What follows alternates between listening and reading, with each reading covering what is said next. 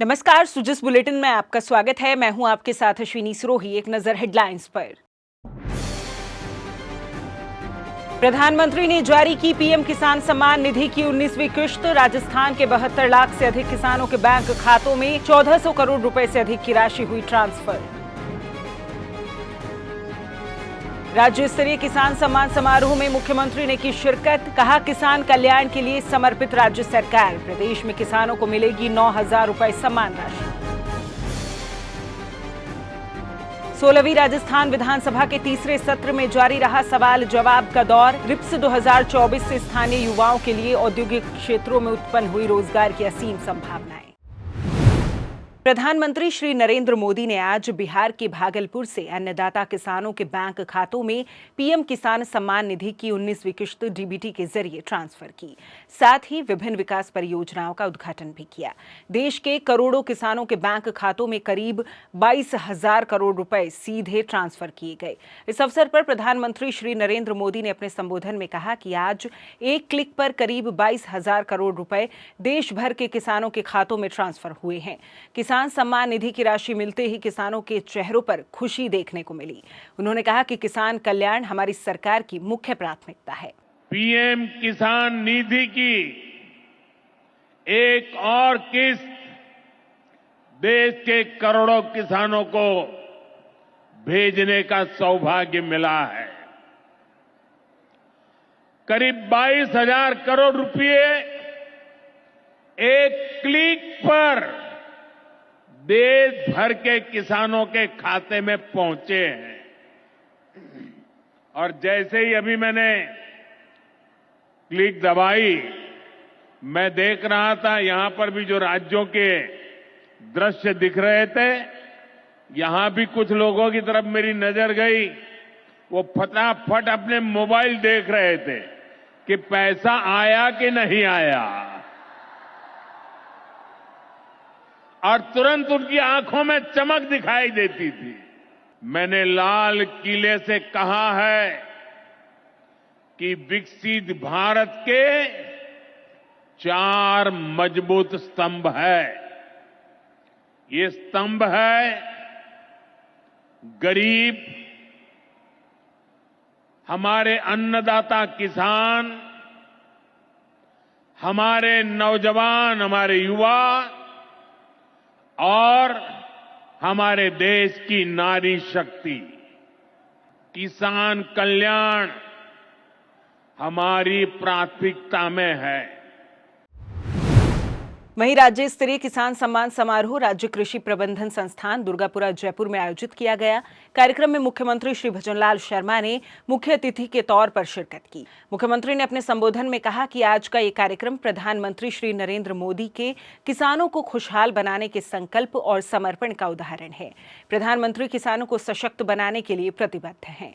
इसी भावना से उन्होंने आज ही के दिन 24 फरवरी 2019 को प्रधानमंत्री किसान सम्मान निधि योजना का आगाज किया था और आज इस योजना की 19वीं किश्त किसानों के खातों में भेजी गई है। मुख्यमंत्री ने कहा कि प्रदेश के 72 लाख से ज्यादा किसानों के खातों में 1,400 करोड़ रुपए से ज्यादा की राशि 19वीं किश्त के रूप में ट्रांसफर की गई है। भाइयों बहनों, आज का ये समारोह देश के यशस्वी प्रधानमंत्री माननीय नरेंद्र मोदी जी के किसानों को खुशहाल बनाने का संकल्प और एक समर्पण की मिसाल है। माननीय प्रधानमंत्री जी किसान भाइयों को समर्थन और सशक्त बनाने के लिए प्रतिबद्ध हैं। इसी भावना से उन्होंने आज ही के दिन यानी 24 फरवरी 2019 को प्रधानमंत्री किसान सम्मान निधि की योजना का आगाज किया था। उसी योजना की आज, जैसा मैंने कहा, 19वीं किस्त किसान भाइयों के खाते में भेजी गई है।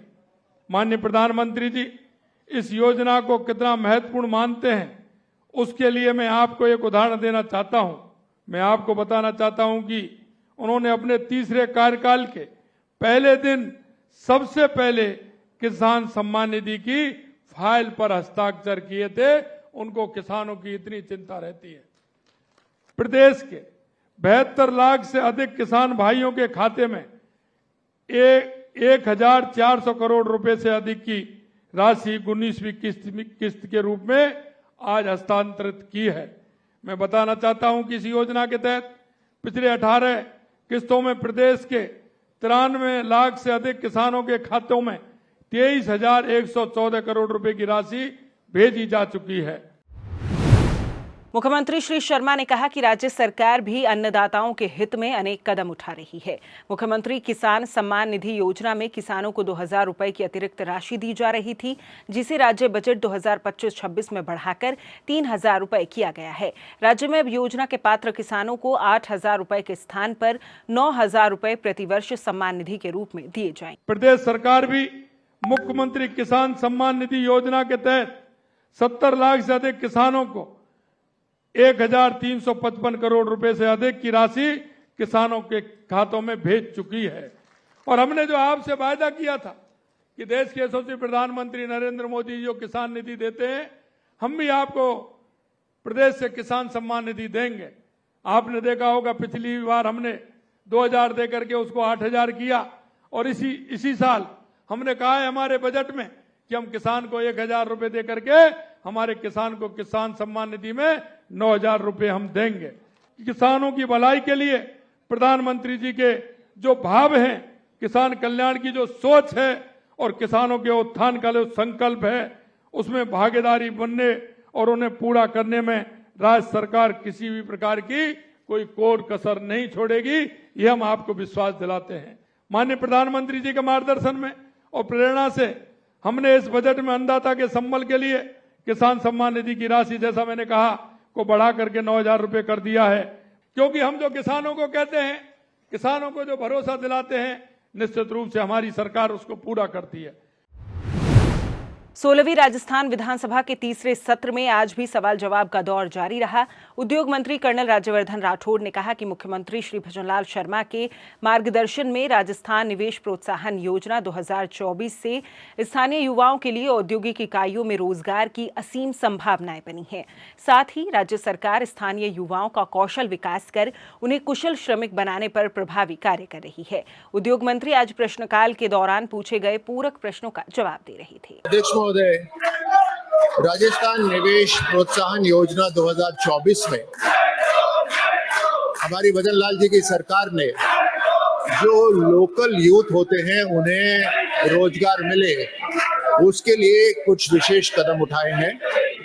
अगर किसी भी औद्योगिक यूनिट के अंदर कोई लोकल यूथ को नौकरी दी जाती है तो ईपीएफ और ईएसआई का जो एम्प्लॉयर जो उसके अंदर अपना भाग देता है, यानी जो उद्योग का सम्मान करना सीखो, फिर उसके अंदर 50% तक जो राशि है वो राज्य सरकार देती है।